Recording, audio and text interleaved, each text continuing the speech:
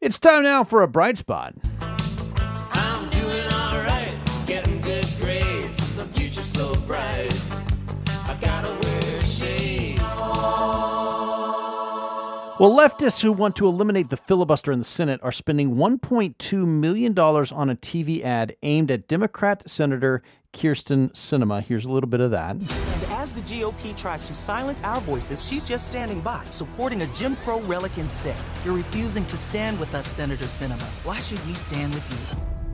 Dun, dun, dun. Wait a minute. It's a Jim Crow relic? Yeah, that's what they say about the filibuster. That's one of those things the left just throws out there without any documentation. Well, I think people should understand. Like, for example, in the House, Yeah. a majority in the House can basically prevent the opposition party Right.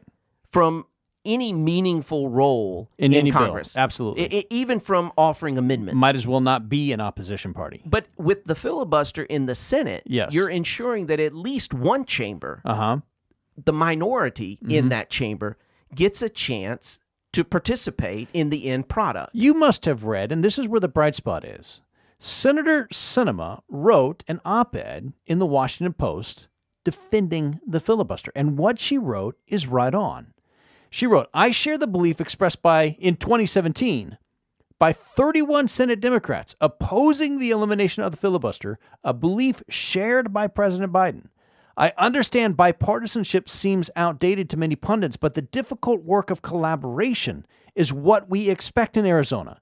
And I still believe it is the best way to identify realistic solutions instead of escalating all or nothing political battles that result in no action or in whipsawing federal policy reversals. I think she's spot on because, look, if you can get a bill, if you could get 60 senators to agree to vote in favor of a bill, don't you think that bill is likely to also gain national consensus? I would think so. She said, my support for retaining the 60-vote threshold is not based on the importance of any particular policy.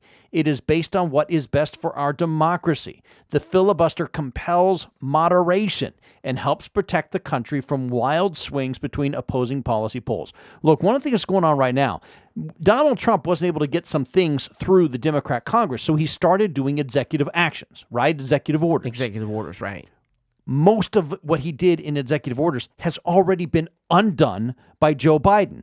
That whiplash, the back and forth between we're going to build the wall, we're not going to build the wall, do you think that back and forth has been good for America? No, but No. In fairness and in defense of President Trump, I think he knew his time was limited and Sure. these issues were emerging. I understand why he did it, but when Joe Biden undid it, was that good for America? Not at all, Okay. because you didn't gain consensus. Same thing can happen when the Senate's going on. And here's something else that I think Senator Sinema understands.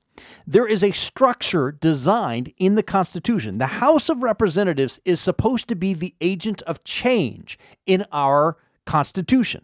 Okay? Everybody in the House gets reelected or replaced every 2 years. So when the mood of the public changes, the House leads the change. Does that make sense? Well, I think our founders expected the House to kind of be the emotion Exactly. and the Senate to be kind of The maturity. Yes, absolutely. Because the Senate, you don't change your seat except every 6 years. The Senate is supposed to be an agent of stability so that the country isn't whipping back and forth with the whims of fashion or passion. That the Senate goes, let's think about this a little bit more. Here's what Kyrsten Sinema wrote. Bipartisan policies that stand the test of time could help heal our country's divisions and strengthen America's confidence that our government is working for all of us and is worthy of all of us. This was a good op-ed. It was a bright spot that she wrote it. I couldn't agree more. And that's again, we need to come together as one nation, like we were talking about earlier, under God.